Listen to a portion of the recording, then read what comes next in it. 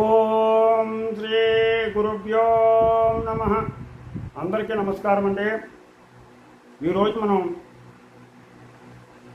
రేపు అయోధ్యలో జరగబోయేటువంటి రామమందిర ప్రతిష్ఠ సందర్భంగా శ్రీరామ పట్టాభిషేకం గురించి మనం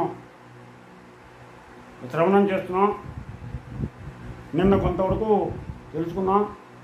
ఈరోజు తదుపరి భాగం మనం విందాం. అలాగే 10 మంది చేత వినిపిద్దాం. మన పిల్లలకి మన సనాతన ధర్మాన్ని, మన హిందూ ధర్మాన్ని మన పిల్లలకి, భావితరాల పిల్లలకి తెలియచేద్దాం.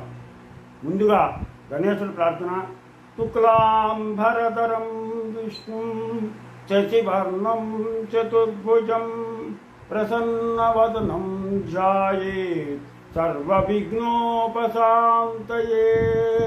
గురుబ్రహ్మా గురుర్విష్ణు గురుర్దేవో మహేశ్వరః గురు సాక్షాత్ పరబ్రహ్మ తస్మై శ్రీ గురవే నమః. ఓం నమో భగవతే వాసుదేవాయ. ఓం నమో నారాయణాయ. ఓం నమో విష్ణవే నమః. ఓం నమః శివాయ. ఓం నమః శివాయ. ఓం ఐం హ్రీం శ్రీం శ్రీ మాత్రే నమః. ఓం ఐం హ్రీం శ్రీం శ్రీ మాత్రే నమః. హరి ఓం. అందరూ కూడా చక్కగా శ్రద్ధతోటి అయోధ్యలో రామాలయ ప్రతిష్ఠ సందర్భంగా ఈ రామ పట్టాభిషేకాన్ని శ్రవణం చేస్తున్నాం. ఇందులో నిన్న కొంతవరకు చెప్పుకున్నాం. ఇవాళ మిగతా భాగాన్ని, తర్వాత భాగాన్ని తెలియజేస్తున్నాం.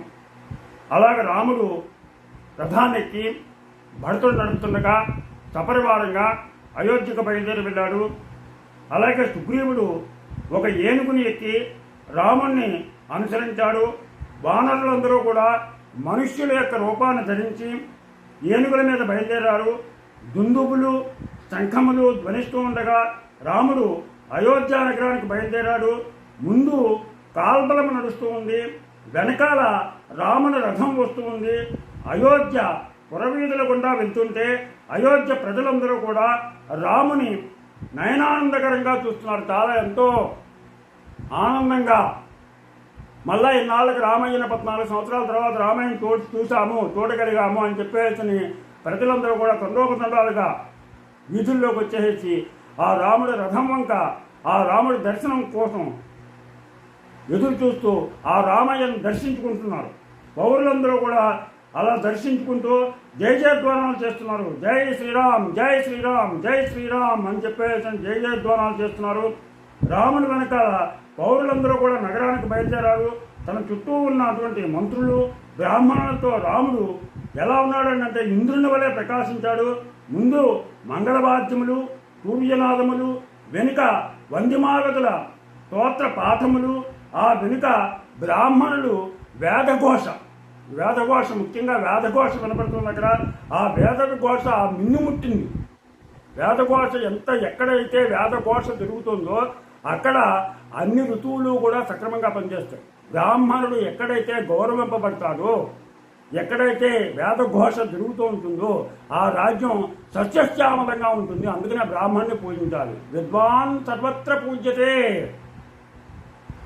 అలాగే అత్యంతలు, బంగారం, గోవులు, వారి వెంట మనుష్యులు, కన్యలు, బ్రాహ్మణులు, వారి వెనకాల పండ్లు, మధురమైనటువంటి భక్ష్యములతో వాహకులందరూ పట్టుకుని నడుస్తున్నారు.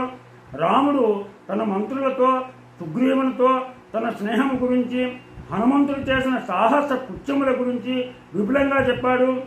ఈ రాముడు జరిగిన 14 సంవత్సరాల్లో జరిగిందంతా కూడా ఈ వానరుల గురించి, ముఖ్యంగా హనుమంతుడు చేసినటువంటి సాహస కృత్యాల గురించి మంత్రులందరికీ కూడా వారి గురించి తెలియజేశాడు.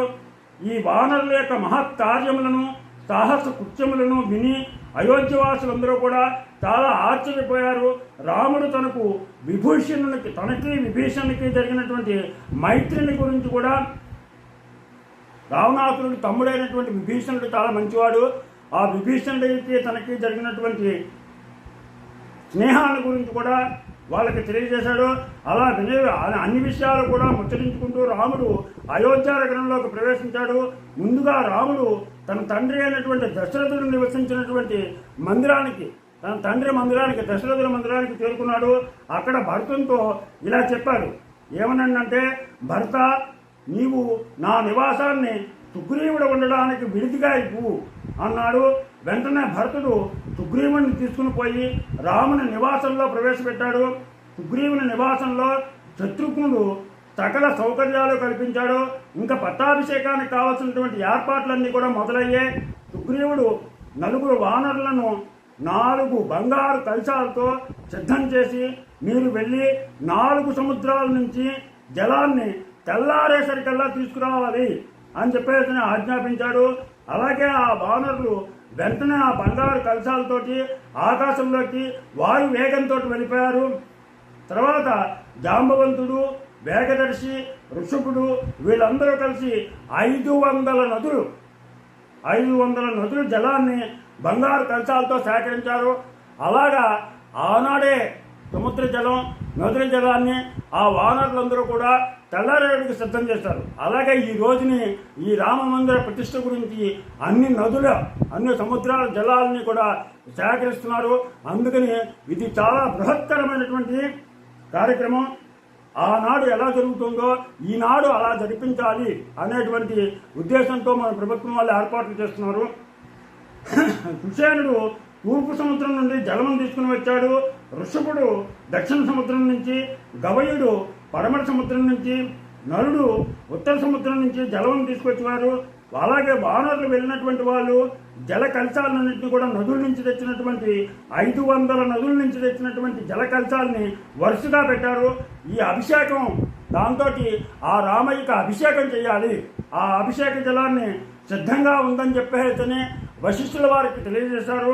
అప్పుడు వశిష్ఠుడు సీతారాముల్ని రత్నములు పొదిగినటువంటి పీఠం మీద కూర్చోబెట్టాడు.